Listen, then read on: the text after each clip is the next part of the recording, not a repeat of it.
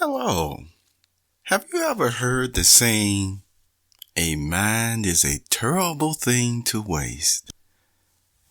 I know persons over 40 have heard that, and persons also over 40 have learned to even recognize in others when they will be over 40 to understand their capabilities and to understand already what they may be going through in life.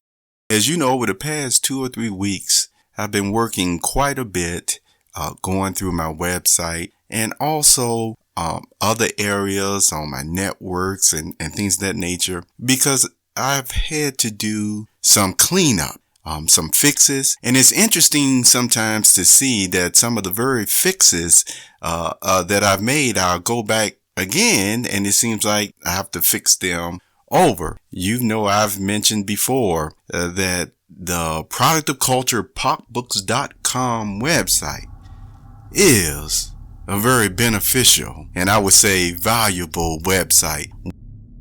You know, sometimes I always like to use the analogy that when a person goes for a job or what have you, what do you put down on your resume? You put down what you're capable of doing. You show them what you're capable of doing, and you prove it just for a basic job or even an extended project. And then you shake your hands with the person and say, yes, you have the skills, and you just go ahead and you make the deal, and then you go about your business after you complete the job. You see what I'm saying? That's the way it normally works. And so here is the point on this end. When you are putting down and filling out your resume, what you are capable of doing or accomplishing, this is what is totally expected from the person who wants to know, hey, is this person going to be a good mechanic?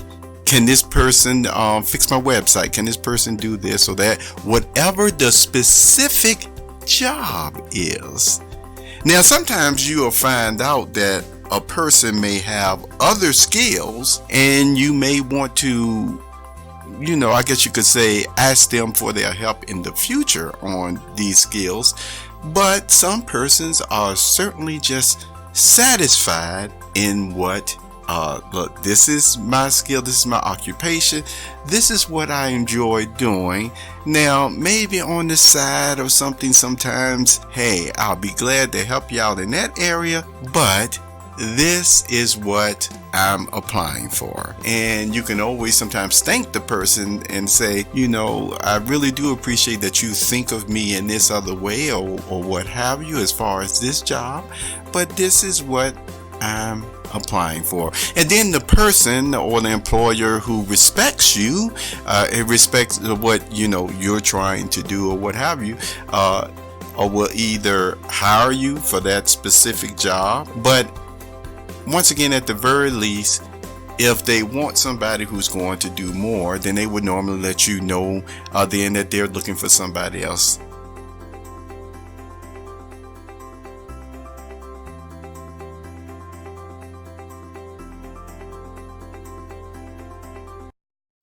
Next up, there was a little boy, and this little boy was a non-violent boy. He was a good boy. So were, his brothers and sisters. At that young age, you can always show a little, I guess you could say, rambunctious. Don't we all have that at different times? And maybe, for the most part, don't we all have that? You do have some children that just have that very nice temperament about themselves, and they just go like that through life.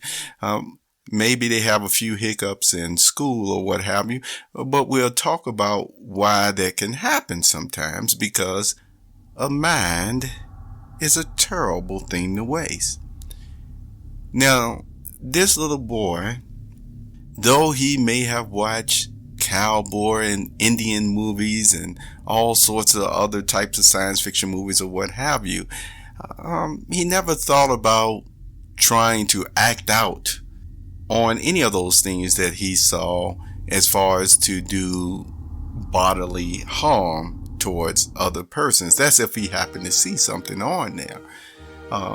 we're not getting into anything except this story about this little boy on what he thought.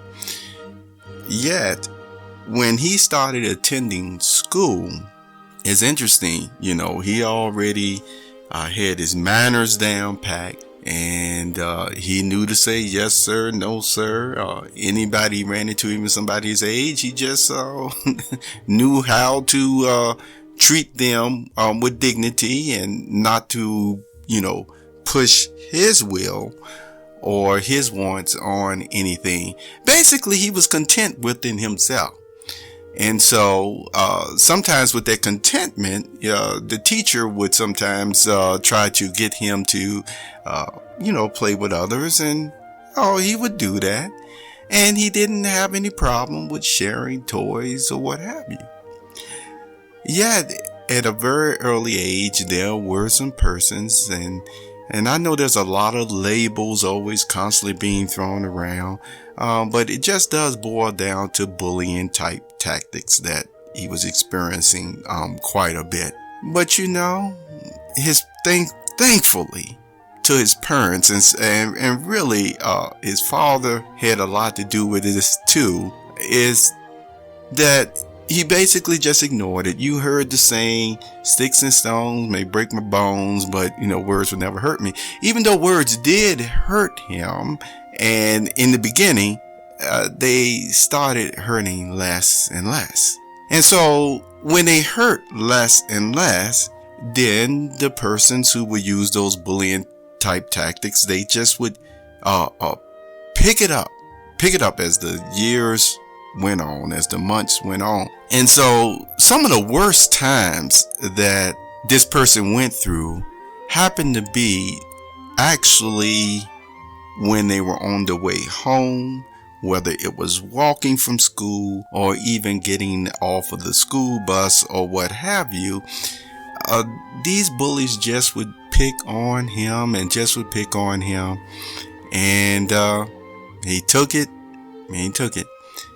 They couldn't get him to react. He would say something sometimes, but the couple of times that he did say, he got hit in the mouth. And so he just wouldn't say nothing anymore. And see, he didn't fight back either. Now, this is not to tell people that, again, I'm not putting anything on you. I'm just telling you what happened in this account. Now, some of you most likely responded differently.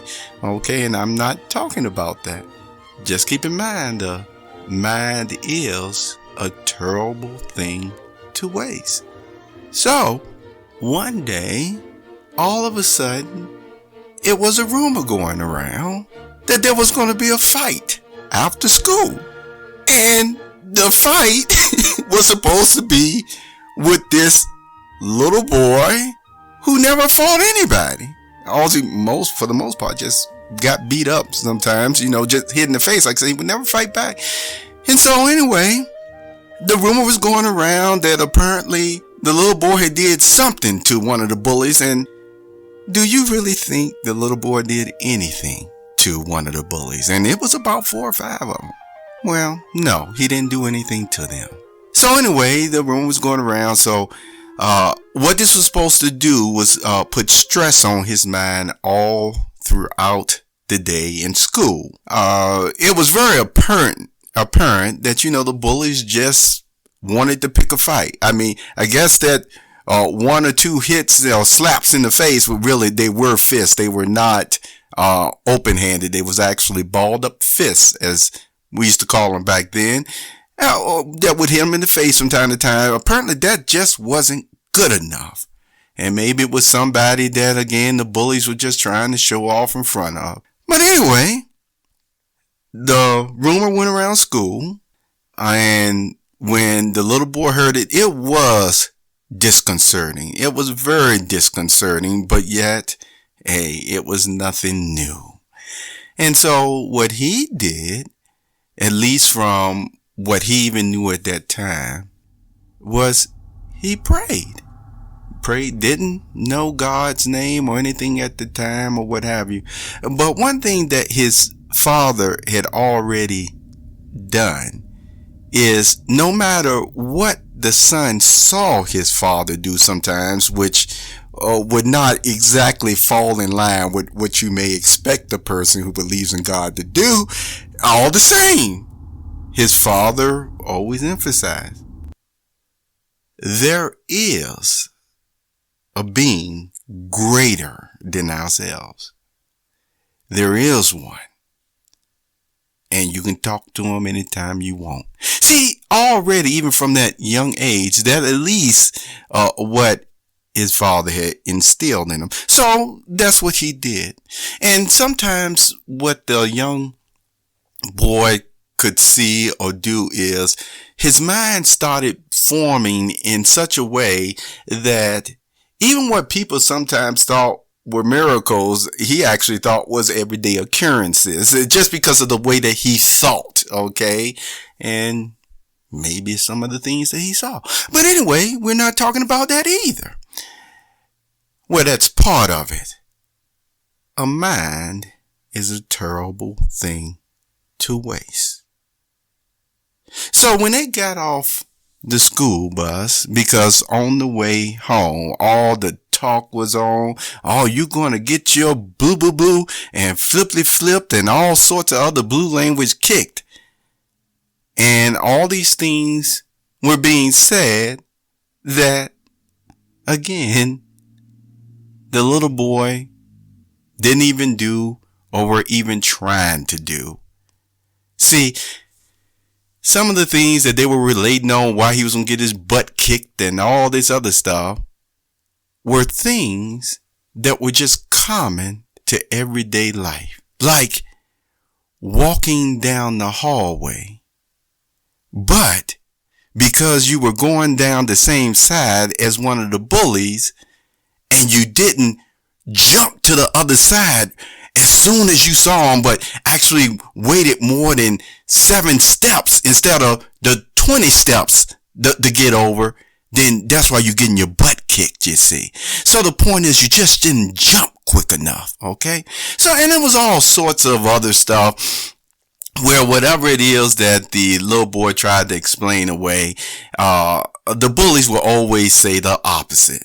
So when the little boy would even try to jump through hoops, it didn't matter because they would always say the exact opposite. Okay. Now, when they got off the school bus, the one bully that was assigned to kick his butt got in his way and he kept pushing him. The little boy just tried to go around.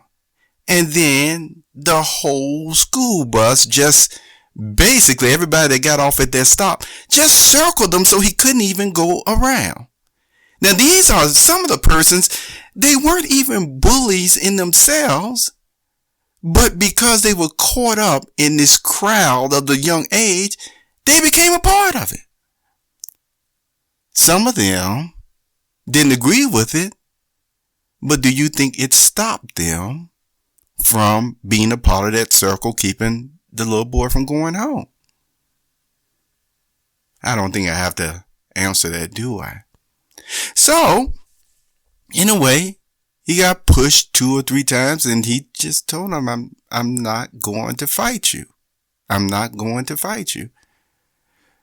And it wasn't so much of the little boy being scared, even though he wasn't terrified. He was just a regular scare. It just didn't make any sense to him to do it anyway. So, what they did next was they took these branches, these small little flower or twigs or what have you, and they put it on the little boy's shoulder. Now, some of you know, well, only maybe a couple of you really know about this history that I share with you, but they put it on the little boy's shoulder, and then the bully knocked it off and said, "That's your mama." And the little boy was like, he knew in his mind, that's not my mama. But what do you think the crowd in the circle was saying? Oh, he knocked your mama off your shoulder. Oh, and stuff like that. And the little boy knew it wasn't. So they couldn't get him to react to that. So then the little boy just stood there and they put the little twig on his shoulders again. The bully knocked it off his shoulders again. Ooh, that's your mama twice, blah, blah, blah, blah. So anyway, the little boy didn't do anything. So then they took the twigs and they put it on top of the bully's shoulder. And the bully walked even closer to him. And then they tried to take the little boy's hand and they tried to, force him to knock the twig off the bully's shoulder. And the little boy was just straining like, no, you're not going to let me. So then they would hit him for not allowing for them to take his arm to hit the twig or his hand off the bully's shoulder. Isn't that something? A mind is a terrible thing to waste. All the while, you could hear the crowd yelling and screaming about this or that or what have you. And the little boy wouldn't do anything. So then, what they finally did was one bully came up behind him and he pushed him into the other bully. And the twig was knocked off the bully's shoulder. And then the bully started beating up on him, pounding on him. And so the little boy started fighting back the best he could. He was getting his butt kicked, though. I'm letting you know like that. And then another bully jumped in. It only took one, but then two jumped in. And they just beat that boy up, tore his clothes and all this other stuff that they did.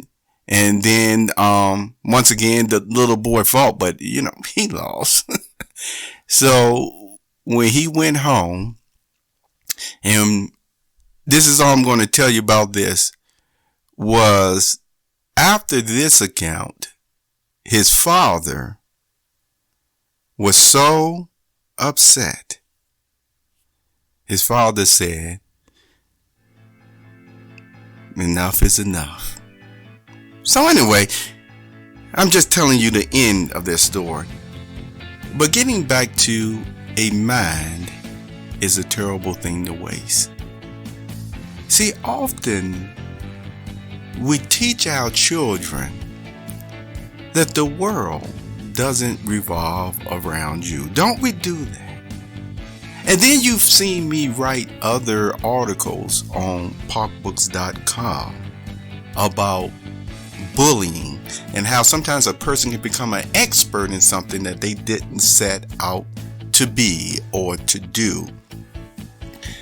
Well, with that being said, on the bullying, I have emphasized before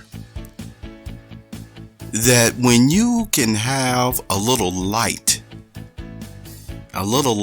shining in you of something good, you see. And it doesn't mean that you think more of yourself than what is necessary. Just because you've been taught manners, respect, dignity, and especially respecting other people's boundaries, that doesn't mean that you're saying that you're something special. And that doesn't mean you're even saying, look at me, look at me. It's just something about goodness, and even Jesus talked about this, that it shines a light, you see. So sometimes whether you're not trying to be the center of attention, it can make you the center of attention just as well. And what you have to realize is that you will experience.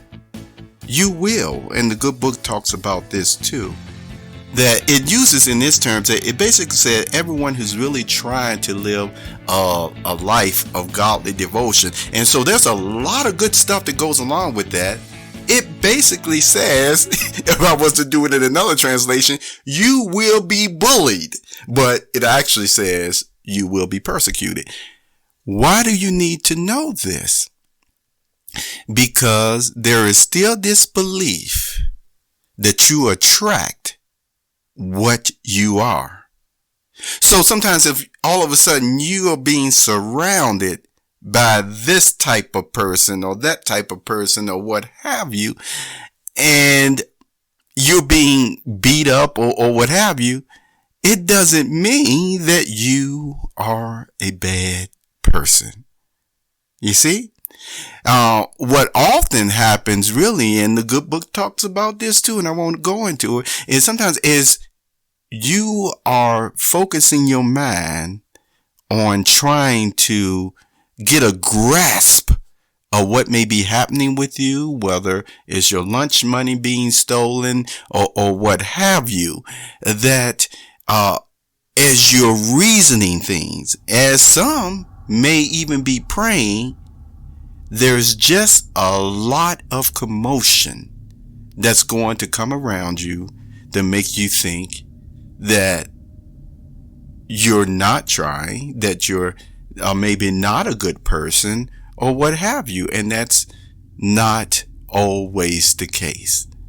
In fact, even if it is the case, one thing that some of you who look at a lot of documentaries and stuff and psychology and things of that nature, you know that you do get more bees with honey, so to speak, rather than vinegar. There is a way to treat people. There really is. And Jesus even showed the way to treat people. There's a clarity. There's no, I'm not going to even go into the details. The whole point is, a mind is a terrible thing to waste. Protect your mind. If your mind understands what is reasonable, what is goodness, what are boundaries, how everyone deserves dignity, even people who are not being dignified at the time. And that doesn't mean, again, we're not getting into making a defense or things that, no. But the whole point is, human beings all have a form of dignity because of being made in that grand creator's image. And what persons have to understand is this: sometimes, just like what that little boy found out, the problem isn't, once again, always with tools and technology and all this other stuff that people try to put blames on. It is dealing with the encroachment upon someone else's space and personal boundaries. And the reason why I have to mention that, because as you've heard me say many times before, some of those personal boundaries are wrapped up in really how you feel about the grand creator himself. And so in your own relationship that you may be having with your grand creator, it's like, when you go into this area, when you go into that area, when you go into my journal, which I like to write about the grand creator on, or what have you, that is between me and the grand creator, as some people would say. And so when it comes to that, and that's a fact, and that's the truth. about different things. People need their time, their space to think. And when you are given that time and space to think, then it helps you to be able to respond even more in a correct way. Some don't always get that opportunity. You know, they said you have to think on your feet and things of that nature. But in general, especially during the young years of children, from infancy all the way up until 18 years old, or even all the way to 21, you try to make situations optimal for them to learn. Do you agree? And see, and along with that, no, we don't try to be overprotective or anything of that nature. And yet at the same time, we try not to teach persons, and this is the expression I use, it's like, yes, persons do have to go to the doctor sometimes to get a bone fixed or mended or whatever. But would you go to that same doctor if that doctor actually was the one who broke your arm just so you have to go to get it fixed by them? I don't think too many people would. So, a mind is a terrible thing to waste. Your mind, you have to protect it, not only with good thoughts, not only with things that you learned in the past, because sometimes you will hear me talk about history and things in the past all the time. And it doesn't mean that I have any, how can I put it, real hurtful feelings about even talking about history. I talk about it because history actually imparts experience that sometimes a person don't even have to go to, that may not be 40 yet, but you want to make sure you give them that experience so that they'll make it to 40 and over, if you know what I'm talking about. So you share history. And it is good when you can still talk about some of the rough spots and still be okay with it. And then you can still even savor the good times that were even during some of the most hard times. But the point is, you share these things so that sometimes the person can at least avoid those rough spots that didn't even have to happen. You give them your wisdom, your feelings about matters, and just think, they didn't even have to go through the hardship to get it, because you taught it in such a way that they felt everything that you feeling and felt, and it's like you imparted it right into them. And if you teach it just right, if you got a well receptive heart for it, it sticks with them. So in closing, here is the point. Sometimes people feel like you got to put somebody through this or that in order for them to get it. And that isn't always the case.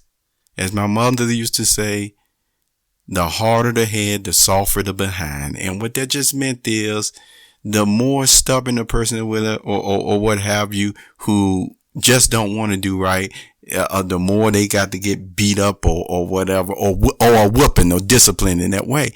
And yet, sometimes people get in the mode thinking everybody is made up in that way.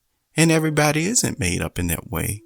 You can have some persons, and you do have some persons, well, all you got to do is say one word to them in a clear manner, in a sincere manner, and it can have all the effect that you want to have on them than having to go to heavy-handedness, because they're not made up in the same way as that other person, as my mother would say, is hard-headed.